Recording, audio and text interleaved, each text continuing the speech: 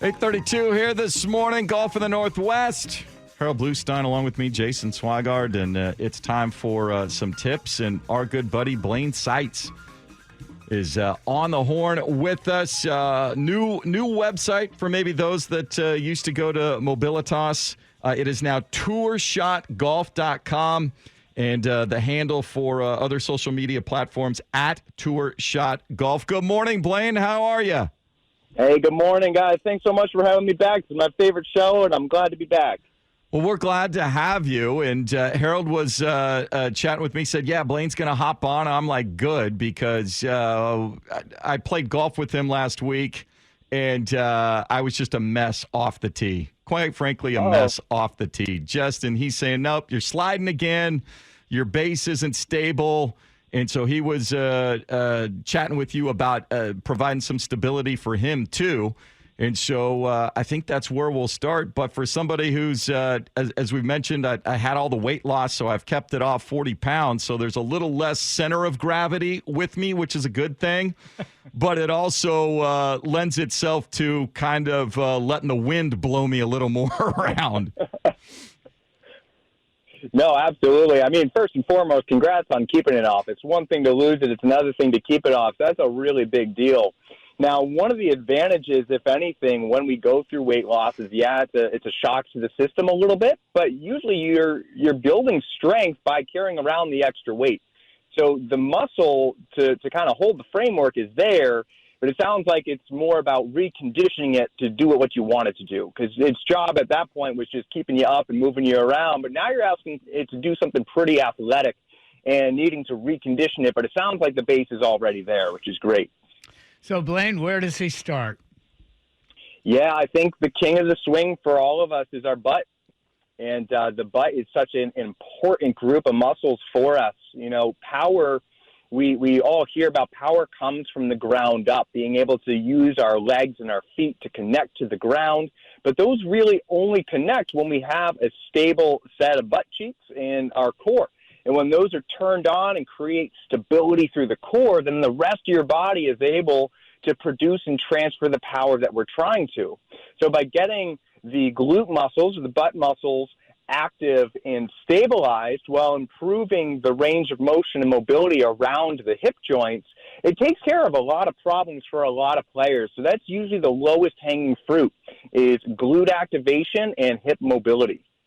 Most players are concerned, and they read a lot about, the only thing that matters in golf is the club face to the ball.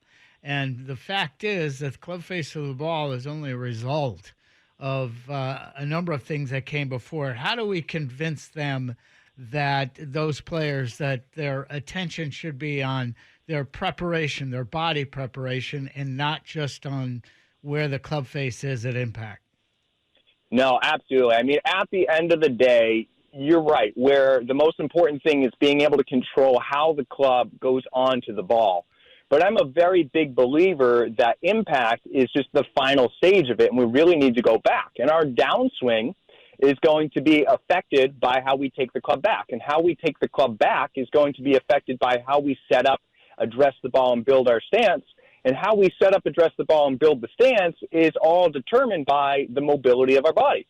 And if we're envisioning a certain shot, but our body can't make those physical movements, then there's a disconnect. And that's where a lot of frustration comes from. So the easiest way to put this into kind of perspective for the average golfer is, if you've been taking lessons and you haven't quite been able to make certain changes, or if you're feeling frustrated, it's like, man, I just can't do that. Or maybe you've invested in some new equipment. You spent $500 on a new driver and it's not really performing that much differently. Well, it's really because, again, you're asking your body to do things that it can't physically do. So we have to get out of our own way, if you will, so that the operating system, which is kind of our brain and how it communicates to our body, which is the hardware, that's really important. We need to download a good shot into our visualization, our pre-shot routine, and allow the body to follow. But if we have a lot of hiccups in the hardware and we're not tuned up, then that message is never going to make it there, and that's going to be a big disconnect. So I'd say if you're putting in the work and the effort and you're not seeing the result, or the result that you're seeing is frustration and pain and soreness, there's a very good chance that this is what you need to do. So a really simple test that anybody can do is to stand up nice and tall and squeeze your butt as hard as you can. Not with your hands, but just actually try to squeeze your butt as hard as you can, and then relax it. And then one more time while standing tall, squeeze your butt as hard as you can, and just make a mental note that that's a 10 out of 10. That's as hard as you can squeeze it in a standing position. And then relax and get into your golf setup. Pretend like you're about to hit a 7-iron or a driver and try to squeeze your butt again. And I'm willing to bet that a good percentage of people listening and following along with this can't do it once they're bent over. And that's a very clear sign that the glutes aren't firing properly in the playing position. Blaine Seitz here with us, tourshotgolf.com, social media at tourshotgolf. And so as I have in my regular exercise and fitness stuff, running and walking, 4 to 7 miles a day. I've got a rowing machine that helps with those sorts of things. But what are maybe some more specific to golf and firing glutes, those sorts of things, exercises or things that I should be looking to add to my regimen to develop that specific ability to fire the glutes? Absolutely. What a great question. And about this time last year, I came out with a really amazing 5-minute power challenge. I have it posted on my social media pages and everything like that. I'll put it on the website. But the idea is to start to develop your ability to do things on one leg. And a lot of times we find that even just standing around, we're going to stand on one leg over the other, and we kind of create these preferences. But if we want to build strength and stability and coordination in the glutes, a great thing is to balance on one leg. Raise your knee as high as you can. Try it with your eyes closed. And then a more advanced progression is to do a single leg toe touch, where we're balancing on one leg and we hinge from the waist, keeping the knee soft, and we try to touch our toe and then stand back up without wobbling, shifting, hopping, or falling. And it's going to be a lot harder than you might imagine. And so building that kind of strength in an unstable environment. Now, this is different than, say, working on a Bosu ball or an unstable surface. This is literally just teaching your foot how to grab the ground by using your glutes as the anchor for all that. So standing on one leg, bending down, hinging at the waist, get those glutes strong, builds the coordination, builds the power, and you don't even need any equipment. Yeah, I just tried that exercise because I'm in the studio standing here. Yeah, you almost fell over. Yeah. I was about to call Life Alert. But Yep. It came close to chipping a tooth on the microphone here. But anyway, yeah, I got down a little ways, but I can feel the amount of tension in there. You mentioned, and I want to get back to the practicality of swinging a golf club. You mentioned that the club face to the ball is a very important issue in how we take the club back. And what I noticed in Swag's swing, and he can be a slicer, it's getting better, but he brings that club too far inside. Then he comes, the old mantra, he comes over the top or movement. So the club head and the path of the club head is from outside and across his body, so he hits this big slice. So in a practical sense, players who bring the club inside and then back outside, what do they have to sense in that takeaway relative to what you're referring to with the lower body? Absolutely. And the first thing is I want to premise this by saying there is no one right takeaway. There is no one right downswing. It's all about the intention of the shot and what you're trying to envision.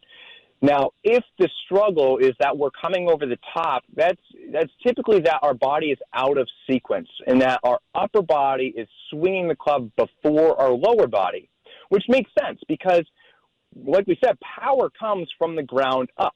So if your feet and your glutes and your legs aren't connected to the ground, then your upper body will use your lower back as an anchor to turn off of. And now all of a sudden the club comes out and away in front of you and everything. So the shortest Band-Aid fix is everybody can imagine at the address position, their toes pointed at 12 o'clock. Both toes pointed at 12 o'clock. This is a very traditional way of teaching the golf stance. But if you struggle with coming over the top, I'm going to encourage everybody to flare their feet out a little bit so that your left foot is, say, maybe 10 or 11 o'clock, and your right foot is, say, 1 or 2 o'clock, just a little bit out there. And that tricks the body into thinking that it has more mobility in the hips than it actually does. Now, long term, what we want to do is be able to use the ground. So a really simple exercise is while we're standing over the ball, imagine that we're standing on a big piece of paper and we're trying to rip it apart down the middle.